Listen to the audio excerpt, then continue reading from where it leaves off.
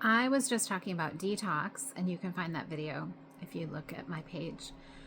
But the other thing is that menopause and detox are supremely related, but not how a lot of people talk about it. I see all the ads for cortisol poisoning and estrogen lower, estrogen higher, all the things. But what's not being discussed is that so many of the symptoms of menopause are symptoms of blood deficiency and a liver that's overtaxed and a spleen that can't receive nourishment.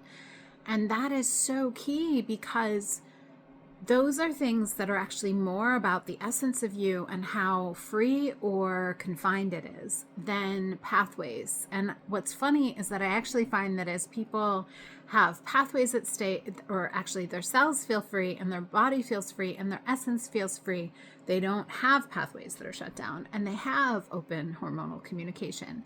And it's done without any of the other sticky stuff. So the real problem is that so often we focus on the pathways and we just start, we got to build this pathway and we got to do these hormones and we got to open this thing and we got to do this detox and we got to do this methylation. And that can all be true, except for there's a bigger why. So why is all that gone sideways? Why suddenly are women feeling awful? They cross 45, 49, 50. Suddenly they can't regulate their weight. They can't regulate sleep. They have no libido. They're crunchy. They're angry. They're frustrated. Their body hurts. Those are all signs that the liver is not open and free flowing. But I'm not talking about detox pathways. I'm talking about the essence of you, the wisdom of the liver. Your liver's job is actually to enact the plans. It's also to be your wise counsel.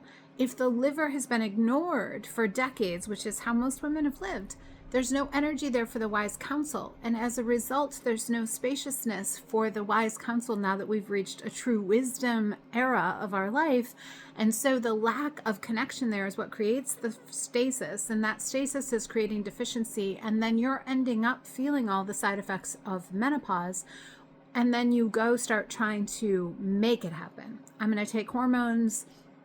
There's nothing wrong with taking hormones, but you're actually bypassing the body's why. So there's what hasn't happened, is that the body doesn't get the support that she was looking for because she actually wanted to resolve these things. These are the issues that haven't been tended to in life, and they need tending if you want the bigger growth. If you don't want the bigger growth, it's fine. Take the hormones. It's like no big deal. Take the hormones even if you want the bigger growth, but still ask the question, what's actually coming up here and how could it be used? And this is what alchemy does. This is the role of alchemical medicine. We use that for transformation so you become the most voracious version of yourself. That's what this time is about.